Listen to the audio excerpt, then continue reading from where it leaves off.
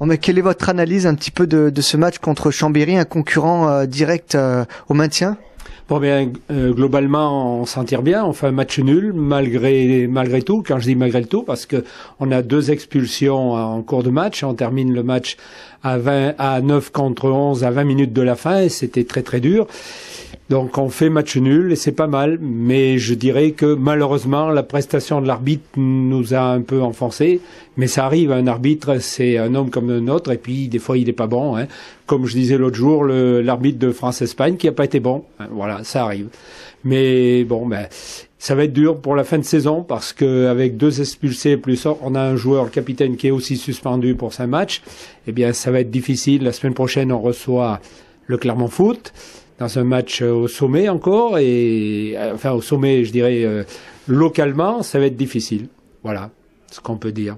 Et donc, est-ce que c'est plutôt un bon point de prix ou est-ce qu'il y a quand même des regrets? Eh bien, c'est un bon point compte tenu de la situation, bien sûr, d'aujourd'hui, où avec 2 joueurs expulsés, c'est un bon point. Malgré tout, sur l'ensemble du match, on avait de quoi le gagner, ce match. Et si on n'a pas ces 2 expulsés, on doit le gagner parce que on a été beaucoup plus dangereux qu'eux à l'approche du but. Et globalement, sur le terrain, on a dominé. Je pense.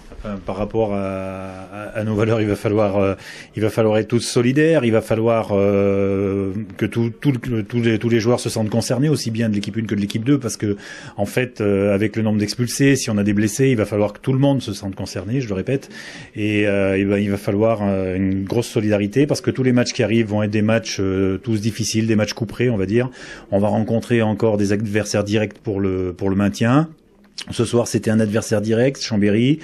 On aurait bien aimé gagner parce qu'on les aurait mis à 3 points, même 4 avec le point avérage, puisque étant donné qu'on avait fait match nul chez eux, bon, bah, les événements du match ont fait que on s'en tire pas trop mal, je vais dire, avec ce match nul 0-0. Mais il est vrai que notre entame de deuxième mi-temps laissait augurer d'un résultat meilleur. Donc, est-ce que vous attendiez à une saison aussi difficile dans ce championnat âpre de CFA2? Oui, compte tenu du renouvellement du championnat avec 14 clubs. L'an dernier, il y a eu 5 descentes. Cette année, il y en a 4. Donc, c'était un championnat difficile. Nous, on a un budget qui nous permet pas de rivaliser avec beaucoup de clubs. Mais malgré tout, avec des joueurs pratiquement du cru, on arrive à avoir une équipe solide avec une ambiance très bonne au sein du club. Et je pense que c'est des atouts pour nous qui font que ce club de Cournon se maintiendra peut-être en fin de saison. J'espère de tout cœur qu'on arrivera à se maintenir parce que je pense qu'on a un groupe de jeunes qui le mériteraient et qui mériteraient de continuer parce que l'an prochain en CFA2 ce sera peut-être plus difficile, mais il n'y aura que 2 descentes. Donc ça sera peut-être moins difficile, je vais pas dire plus facile, parce que la CFA2 commence à être vraiment dure. Et le manque de moyens fait que on peut pas avoir les joueurs que certaines équipes peuvent se permettre d'avoir. Quelles sont les forces et les faiblesses, on va dire, de Cournon? Notre faiblesse, elle se situerait, comme je viens de vous le dire, au niveau du recrutement, parce que les moyens nous manquent.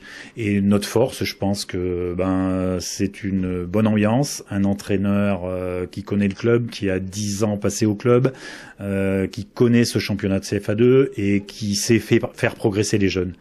Et ça, je pense que c'est une force pour notre club, parce que tous les ans, on intègre 1 ou 2 joueurs de notre formation dans notre équipe première.